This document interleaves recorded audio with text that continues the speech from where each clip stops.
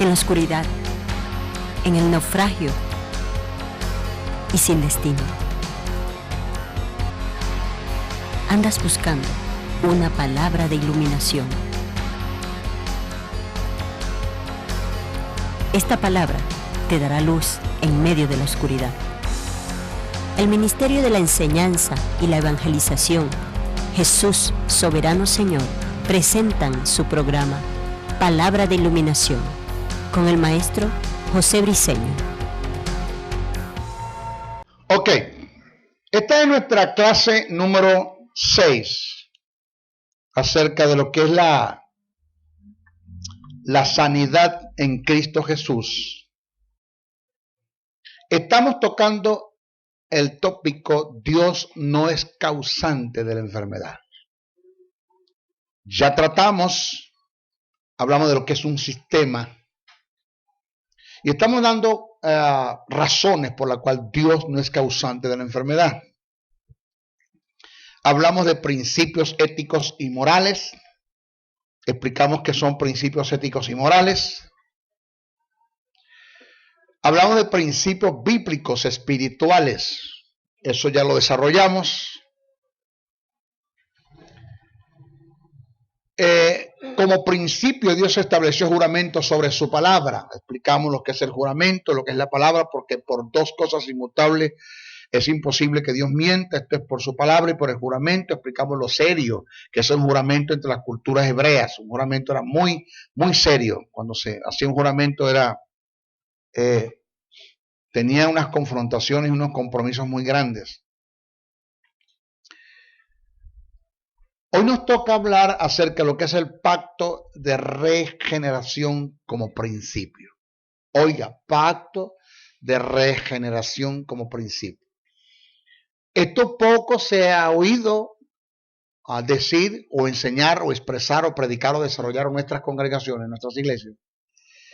Y lo que los han hecho, porque he hecho un seguimiento de esto, no han tenido como un detallar, como un diluir, como un generar, como un abrir el campo en la exégesis, en conocimiento, en la explicación acerca de lo que es un pacto de regeneración como principio.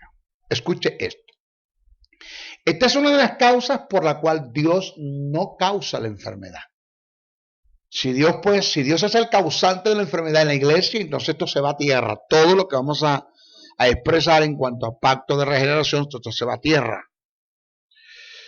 La sanidad está incluida en el pacto de la regeneración. El pacto de regeneración es aquel que se hizo entre Jehová, el Verbo y el Espíritu Santo.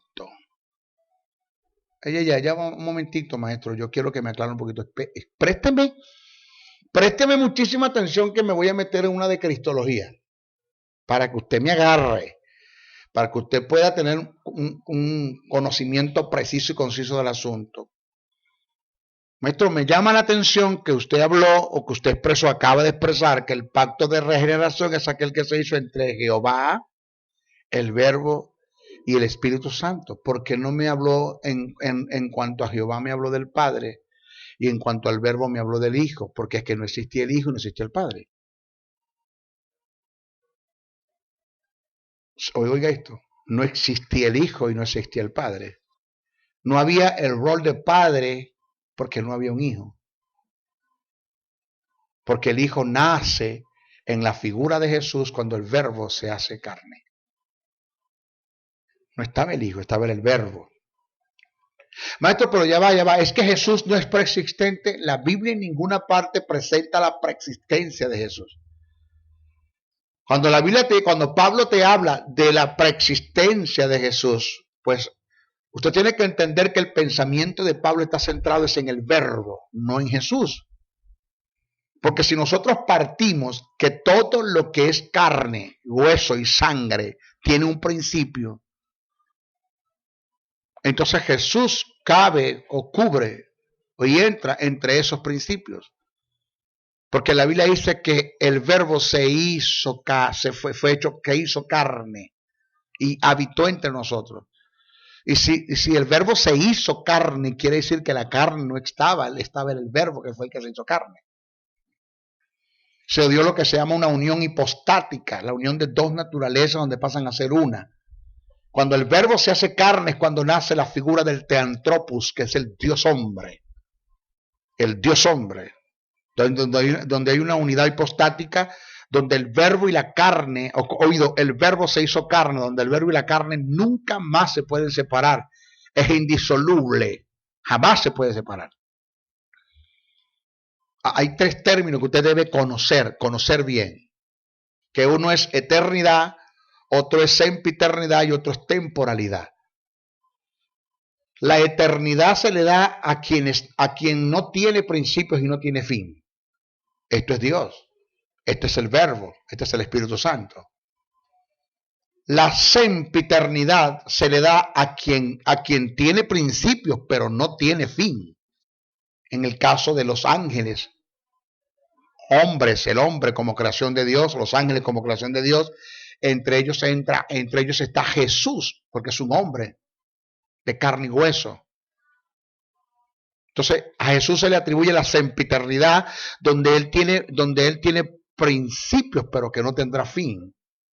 Y tienes la temporalidad, se le da a aquellos que tiene principio y que tiene fin, en el caso de las plantas, los animales. Jesús entra en la línea de los sempiternos, lo que tiene principio, pero que no tiene fin. Entonces, no me hable usted de Jesús desde antes de la fundación del mundo. Ahora, pero la Biblia dice, maestro, que cuando el hombre cae ya Dios tenía el cordero preparado. Estaba en la mente de Dios el plan de regeneración. Eso es lo que vamos a hablar. Estaba en la mente de Dios el plan de regeneración, pero no estaba el verbo como creación, como que está sentado a la diestra. Una sola vez se sentó el verbo a la diestra, Cristo a la diestra del Padre. Una sola vez se sentó a la diestra del Padre, y eso es después que Él pasa por todos los padecimientos, que vence a la muerte, al de los principados, las potestades, y se sienta a la diestra del Padre. Eso es una sola vez que sucedió. Entonces es un pacto que se hace entre Jehová, el Verbo y el Espíritu Santo. Los tres. No existía Padre porque no había Hijo. ¿Ok? El plan de Dios con respecto a la salvación de los hombres tuvo la naturaleza de pacto. Esto hay que entenderlo. Tuvo la naturaleza de pacto. Pablo nos dice que estuvo oculto por los siglos. En la mente divina ya existía antes de la fundación del mundo. ¿Qué? El plan de Dios para regenerar al hombre antes de que el hombre cayese. O sea, la caída del hombre no lo tomó por sorpresa a Dios. Ya Dios había preparado el plan. Ya estaba todo listo.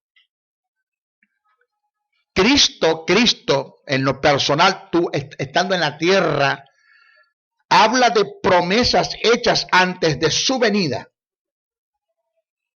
Es decir, vino al mundo para llevar a cabo la misión que había recibido del Padre para darle cumplimiento a esa promesa. Ya va, maestro. Porque estamos tratando de un Cristo que está en la tierra, que ya es hijo y ya existe el Padre. Ya estamos hablando de un verbo hecho carne. Entonces él habla, oiga bien, presta atención. Él habla de promesas, demandas y bendiciones y una misión para alcanzar una visión que recibió de Dios Padre, pero oído que él dice, el cual recibió de Dios Padre, y se refiere a Dios como Padre porque ya es hijo y está narrando el acontecimiento siendo hijo.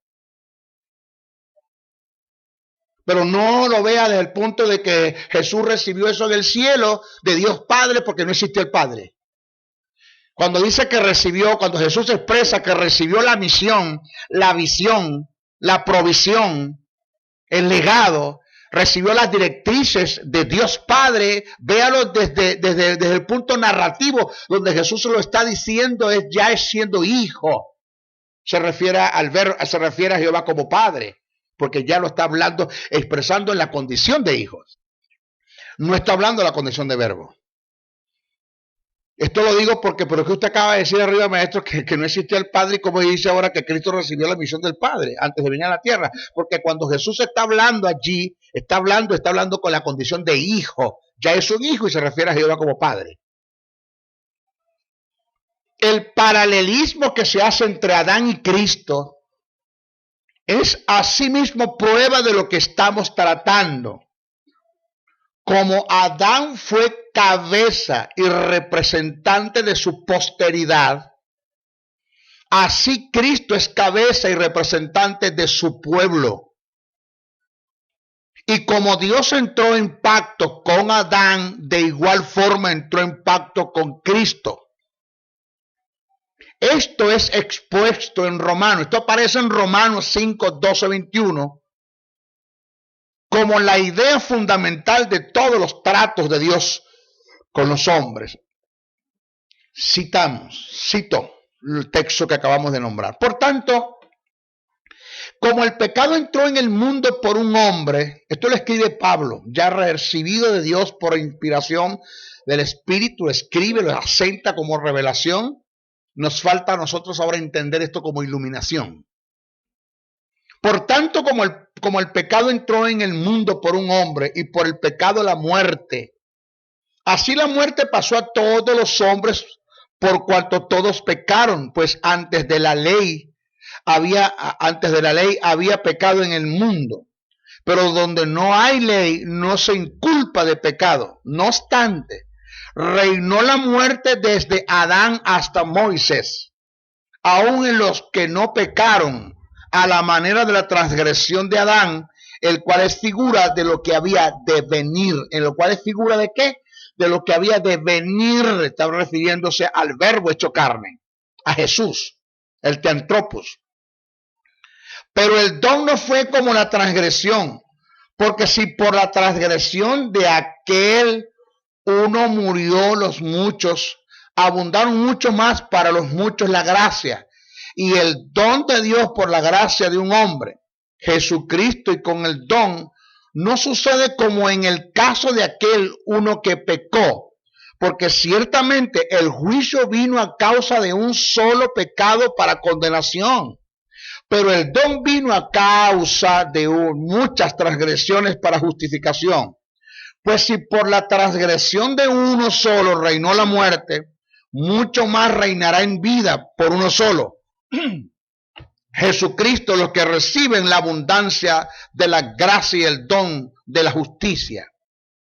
Así que, o sea, por lo que le acabo de decir, por lo que estoy diciendo, esto es a continuación, en conclusión, así que, como por la transgresión de uno vino la condenación a todos los hombres, de la misma manera por la justicia de uno vino a todos los hombres la justificación de vida.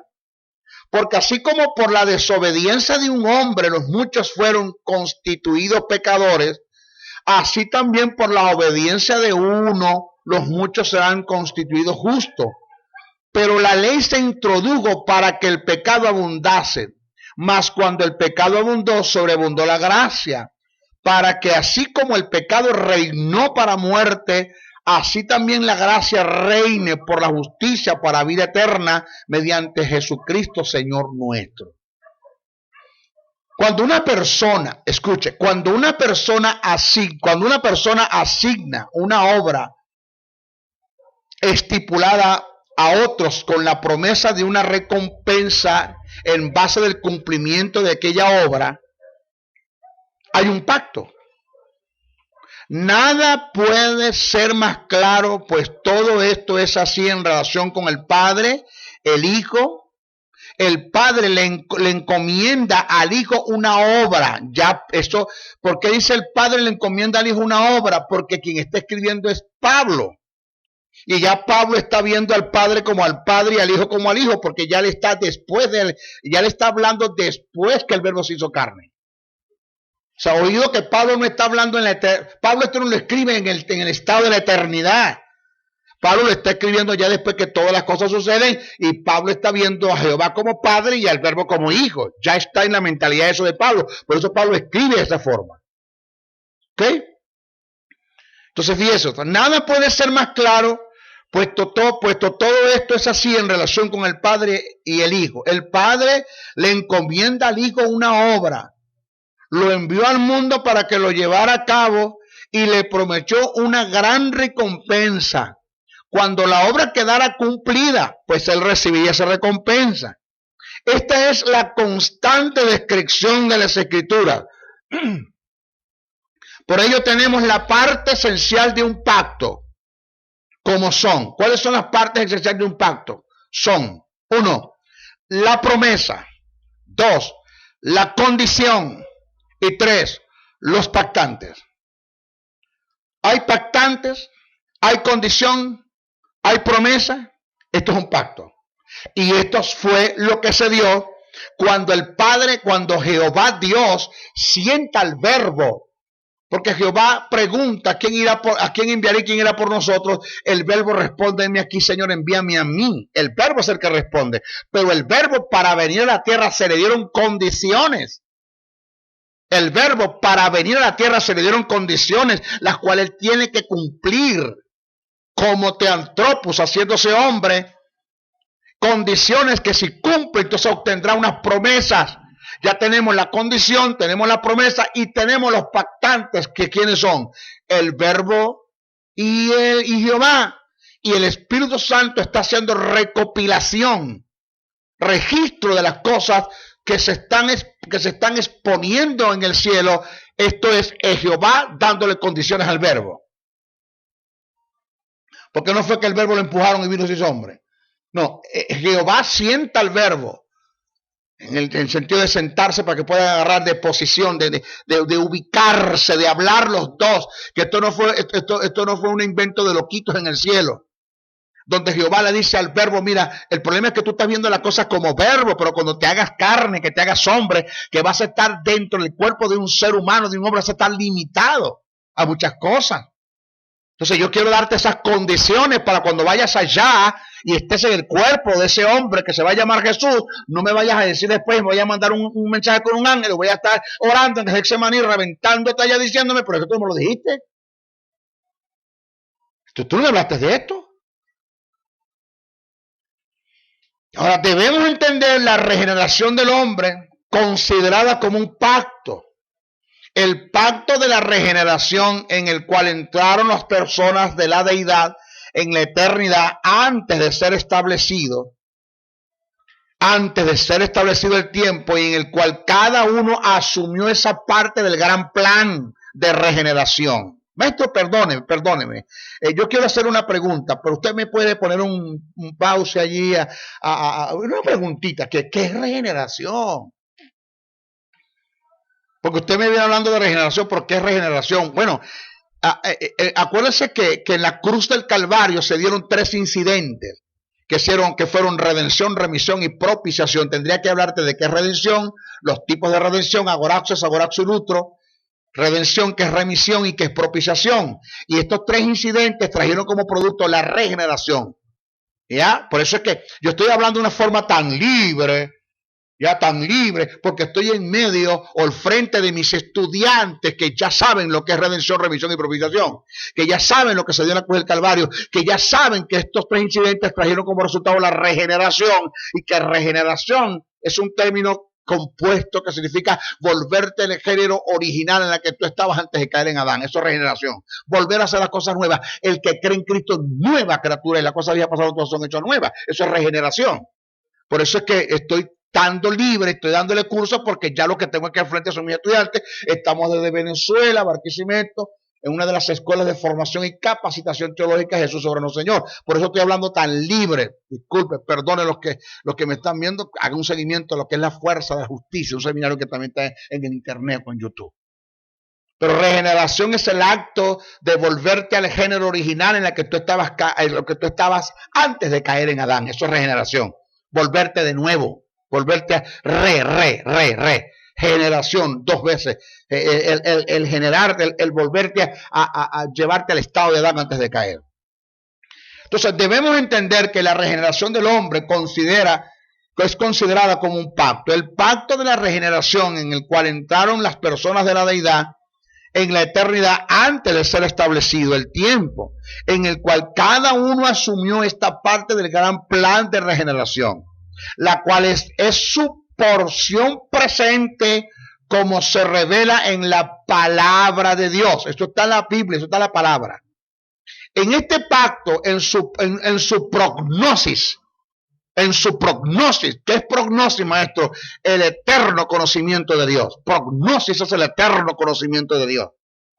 En este pacto, en su prognosis, el Padre da al Hijo. ¿Por qué decimos el Padre da al Hijo? Porque lo estamos viendo ya.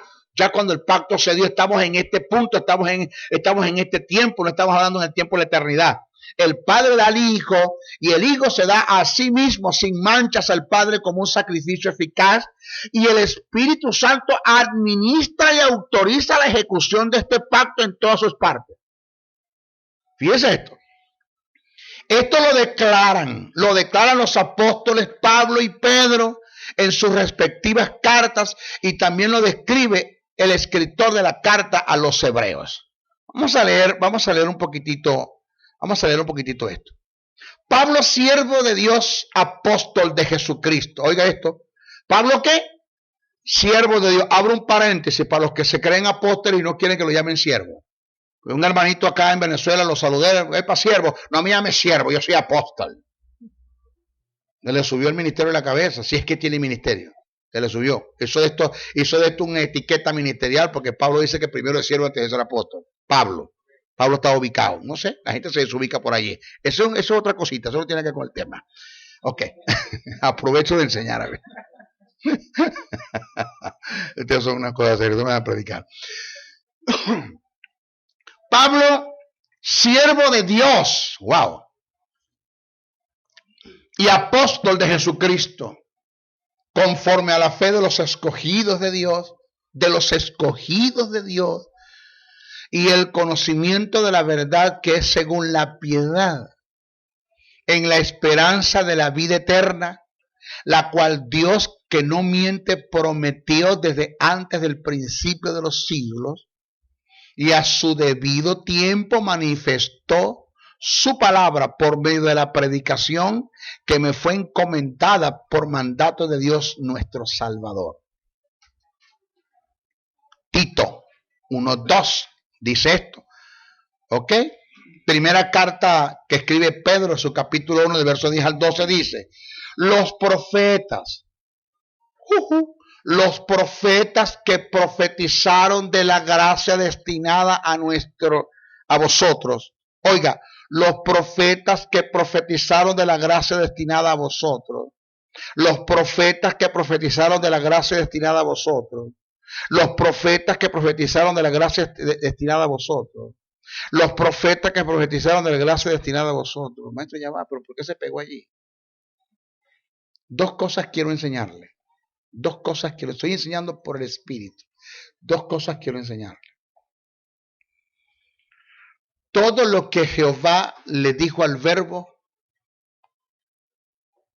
antes de hacerse carne para desarrollar el plan de salvación y entrar en el pacto de la regeneración, darle cumplimiento al pacto de la regeneración.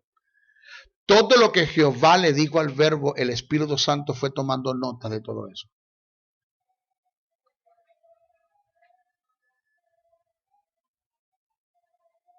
Y después el Espíritu, terminó la reunión, sí.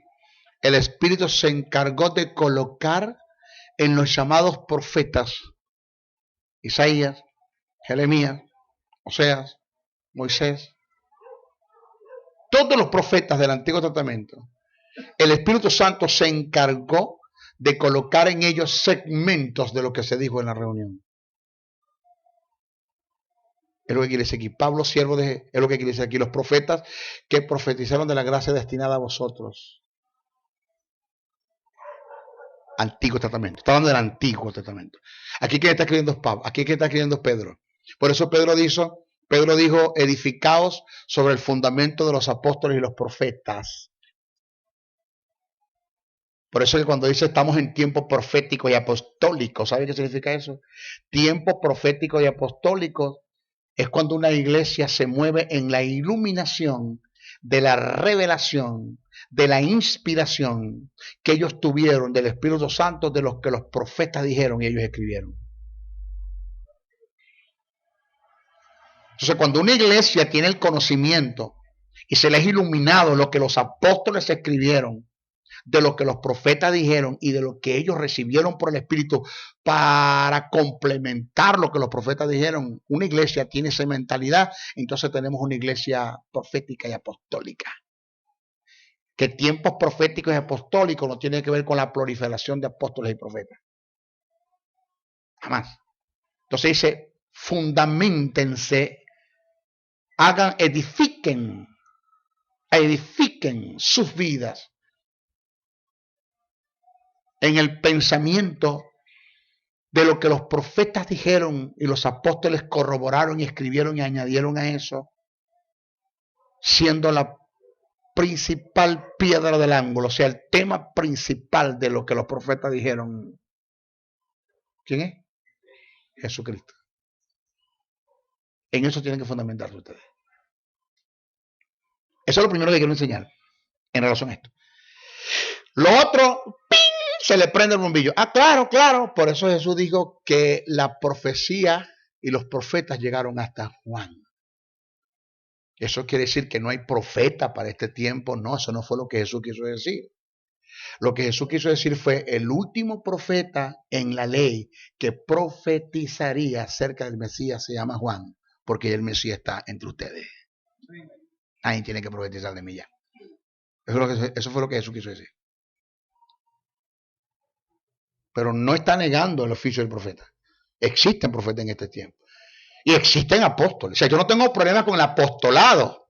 Yo no tengo problema con el apostolado. Yo creo que existen apóstoles. Efesios dice que constituyó unos apóstoles. Pablo te dice que Timoteo y Silvano son apóstoles. En la carta a los Colosenses, Pablo bien claro dice, y nosotros como apóstoles no quisimos haceros cargas a vosotros.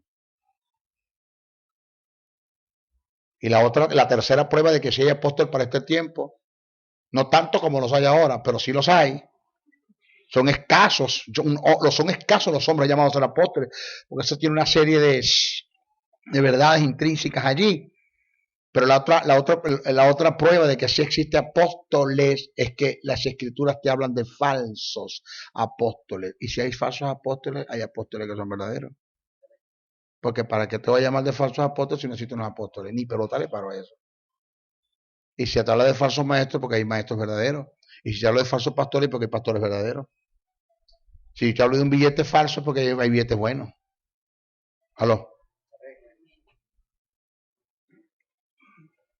Entonces dice, los profetas que profetizaron de la gracia destinada a vosotros, inquirieron diligentemente, indagaron acerca de esta salvación, escudriñando qué persona y qué tiempo indicaba el Espíritu de Cristo que estaba en ellos. Fíjate esto, lo que dije ahora, el cual anunciaba de antemano los sacrificios de Cristo y los sufrimientos de Cristo.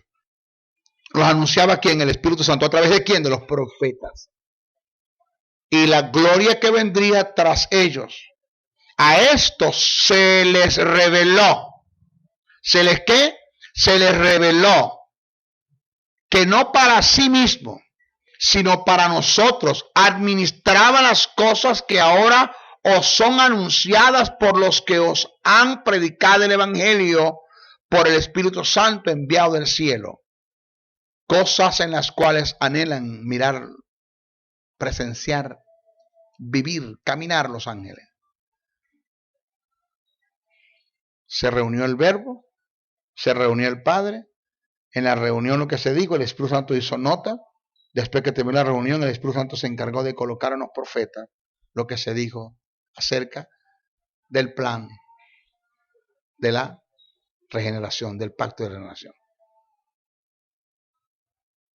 Hebreos 13:20 dice, y el Dios de paz, que resucitó de los muertos a nuestro Señor Jesucristo, el gran pastor de las ovejas, para la sangre del pacto eterno. En cuanto al pacto de regeneración, debemos tomar en cuenta algunos aspectos. Ay, mis hijos. Oiga, al verbo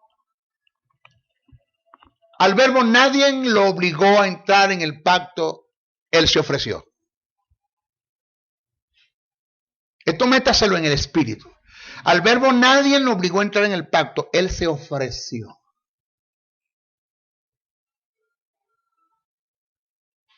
Si analizamos Isaías 6, 8, 9, podemos notar la disponibilidad del verbo en una forma voluntaria.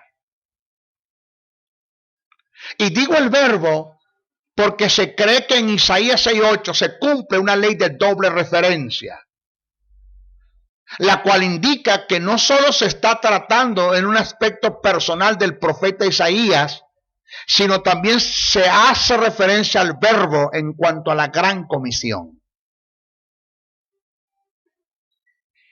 Cito, el texto dice así: después oí la voz del Señor que decía, ¿a quién enviaré y quién irá por nosotros? Entonces respondí yo, heme aquí, envíame a mí.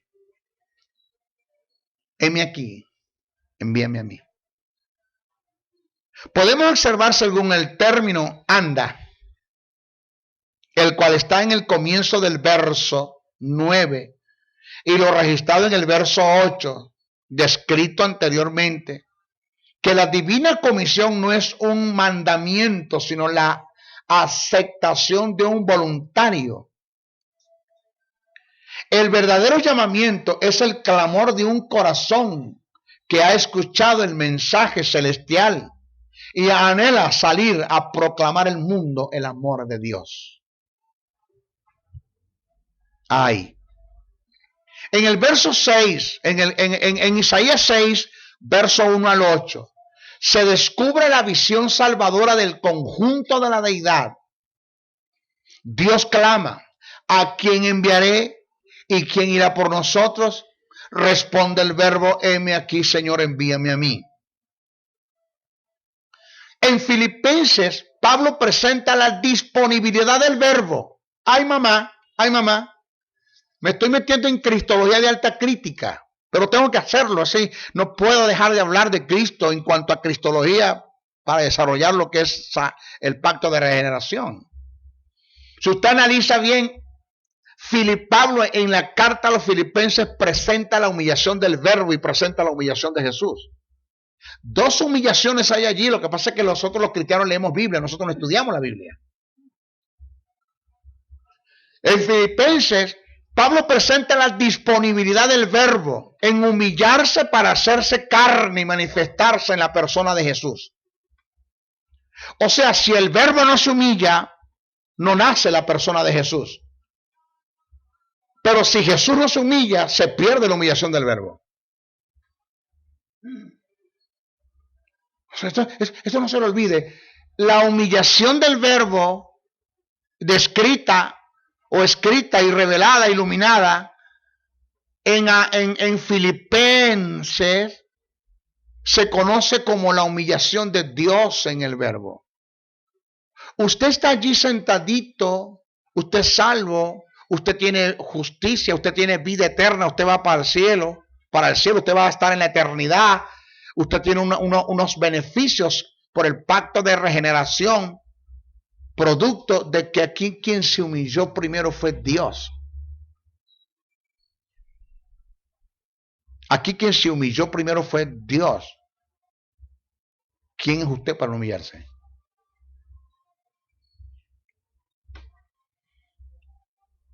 Entonces, en Filipenses, Pablo presenta la disposición del verbo en humillarse para hacerse carne y manifestarse en la persona de Jesús. Vamos a ver dónde está, maestro. Explíqueme eso. Vamos a leerlo. Haya pues en vosotros este sentir que hubo también en Cristo Jesús. Hey, vamos a leer que hubo también en Cristo Jesús. No lo ha agarrado. Usted está leyendo, pero no está estudiando. No dice que hubo en Cristo Jesús, que hubo también en Cristo Jesús. Maestro, ayúdeme, maestro, que no entiendo casi, maestro, ayúdeme. El hecho de que se haya colocado el término también es porque alguien lo hizo antes que Jesús. ¿Sí lo está agarrando? Alguien se humilló antes que Jesús. Entonces hay un también. Porque si nadie se humilla antes de Jesús, entonces dijera, haya pues en vosotros este mismo sentir que hubo en Cristo Jesús.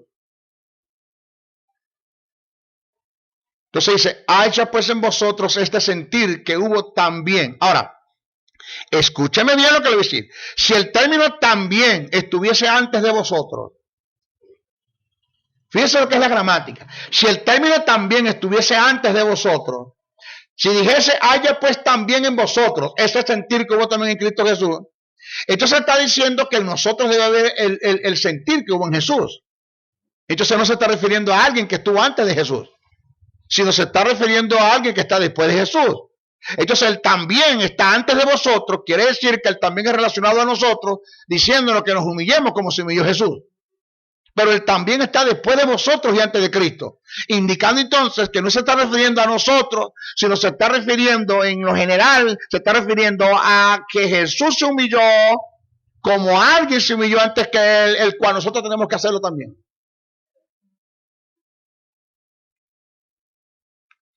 ¿Usted está acá? Haya pues en vosotros este sentir que hubo también en Cristo Jesús, el cual siendo en forma de Dios, ¿está hablando de quién? Del Verbo. No estimó el ser igual a Dios como cosa que aferrarse. ¿De quién me está hablando? Del Verbo. Sino que se despojó a sí mismo. ¿Quién se despojó a sí mismo? El Verbo. Tomando forma de siervo. ¿Quién tomó forma de siervo? El Verbo. Hechos semejantes a los hombres. ¿Quién se hizo semejante a los hombres? El Verbo. Y estando en la condición de hombre, ya ahí tenemos el teantropo, la figura del Dios, del Cristo. Y estando en la condición de hombre. Aquí tenemos una humillación. Primero el Verbo se humilla. Después se humilla Jesús. Y después Jesús nos llama a humillarnos a nosotros.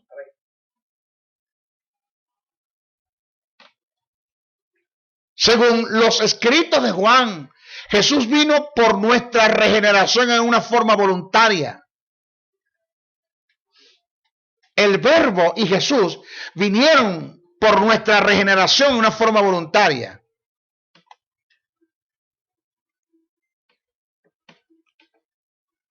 Jesús dice, por eso me ama el Padre, porque yo pongo mi vida para volverla a tomar. Nadie me la quita, sino que yo de mí mismo la pongo. Tengo poder para ponerla y tengo poder para volverla a tomar. Ay, lo que pasa es que esto es tan tremendo. Yo quisiera, Señor, que el Espíritu nos diera a nosotros una mente abierta para poder entender esto. Jesús aquí está hablando Jesús, pero en la condición de Verbo, el sentido de que quien tiene poder para entregar la vida y volverla a tomar es el Verbo. Él como ser humano depende de la divinidad.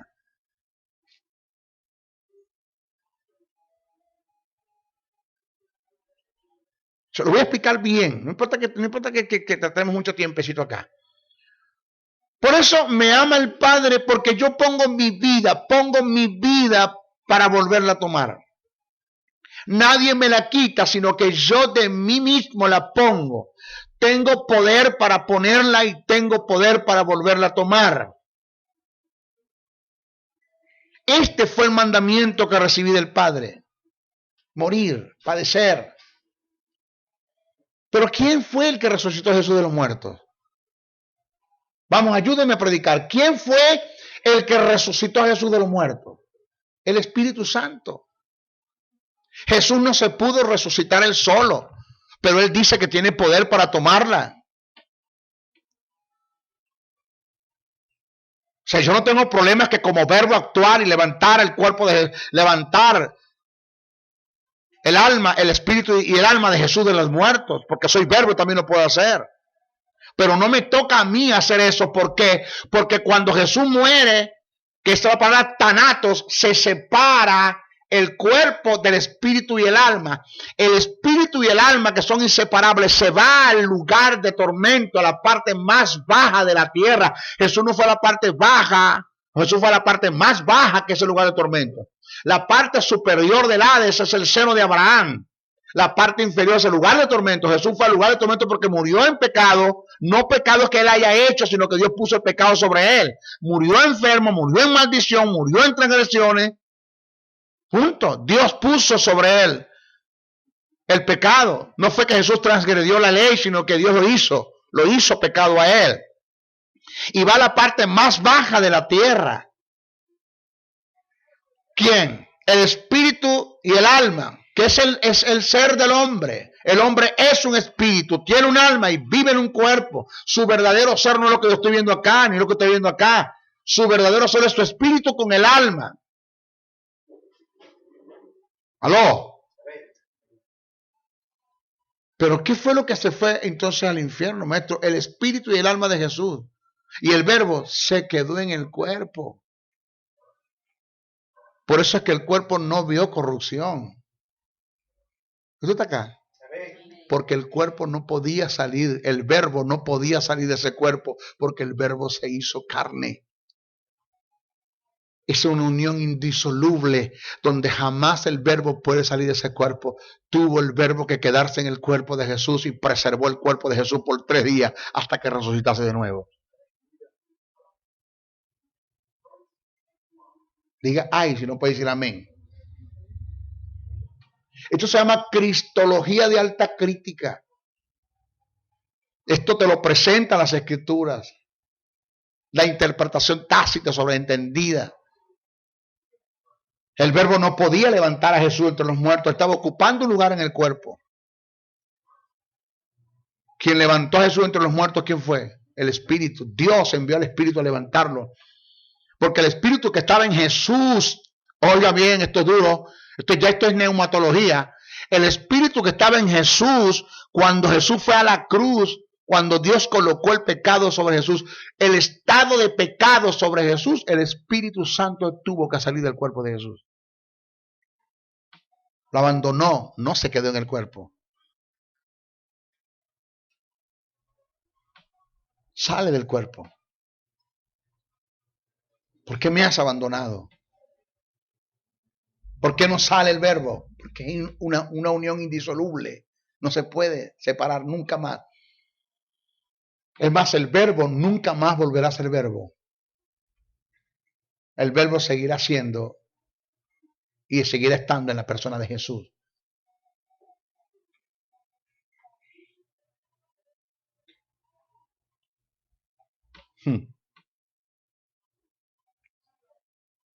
Yo no sé, pero usted me está mirando muy feo.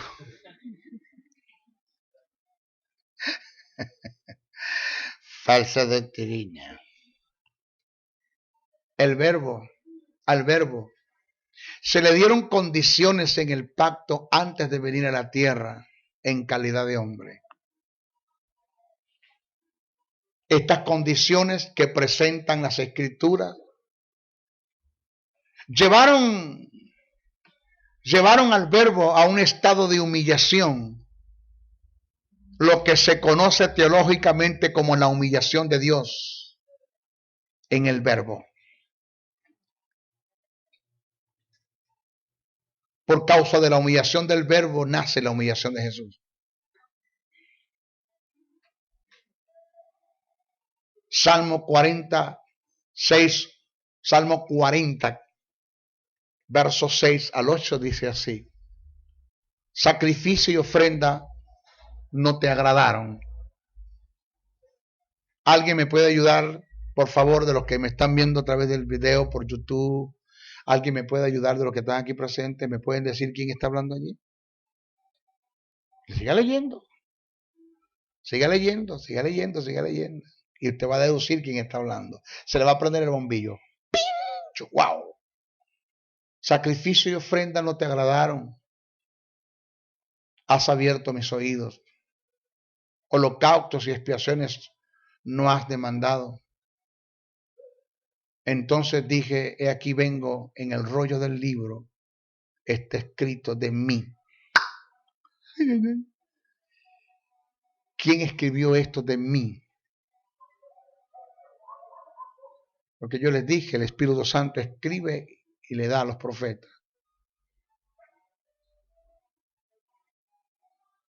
Y el hacer tu voluntad, Dios mío, me ha agradado. Y tu ley está en medio de mi corazón. ¿Quién dice esto? Salmo. Eso lo escribe David. Pero mira cómo lo toma el escritor de los Hebreos. Por lo cual entrando en el mundo dices, sacrificio y ofrenda no quisiste, mas me preparaste cuerpo. Oh, oh, oh. ¿Quién habla? El verbo. Usted, Edgar, ¿te gusta esto? ¿Te gustó eso? Me preparaste cuerpo. Wow.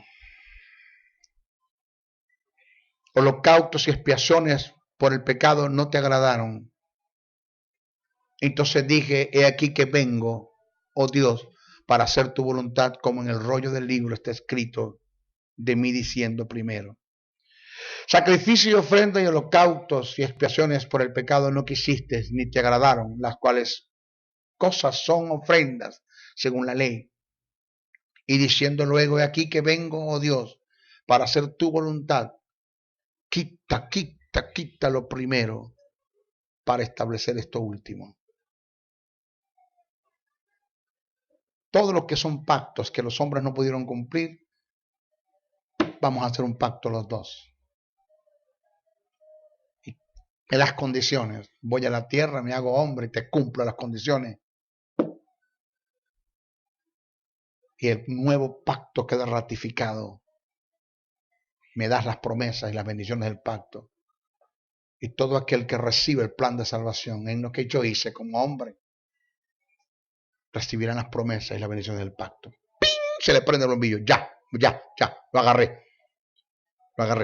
Por eso es que dice el que escribe, nosotros somos en Dios herederos, en Cristo coherederos. ¿Sabe qué es un coheredero? Un coheredero es aquel que heredó lo que es aquel que hereda lo que heredó el heredador. Aquí quien heredó las promesas y las bendiciones fue Jesús. Y Jesús, por gracia, en la fe, nos las entregó a nosotros. Somos coherederos.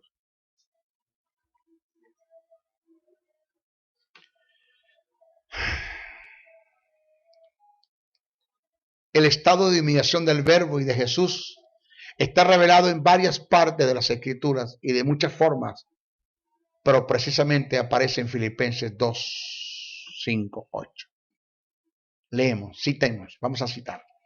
Haya pues en vosotros este sentir que hubo también en Cristo Jesús, el cual siendo en forma de Dios no estimó el ser igual a Dios como cosa que aferrarse, sino que se despojó a sí mismo tomando forma de siervo, hecho semejante a los hombres, y estando en la condición de hombre se humilló a sí mismo, haciéndose obediente hasta la muerte y muerte de cruz. El estado de humillación que se dio en el Verbo y en Jesús se manifestó bajo 5 aspectos. 1, la encarnación. 2, el sufrimiento. 3, la muerte. 4, la sepultura. Y 5, el descenso al infierno. De estos nada más vamos a tocar según el tercer aspecto. De estos nada más vamos a tocar el segundo y el tercer aspecto en nuestra próxima clase. ¿Ok? Bendiciones, bendiciones, bendiciones.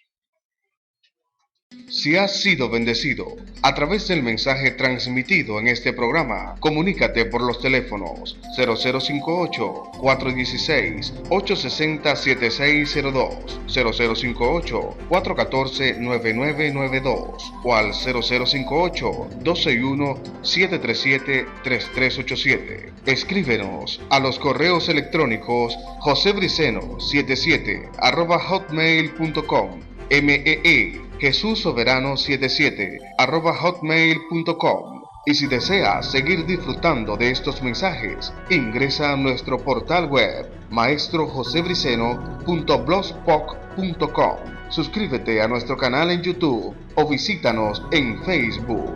Será hasta una nueva oportunidad en su programa Palabra de Iluminación.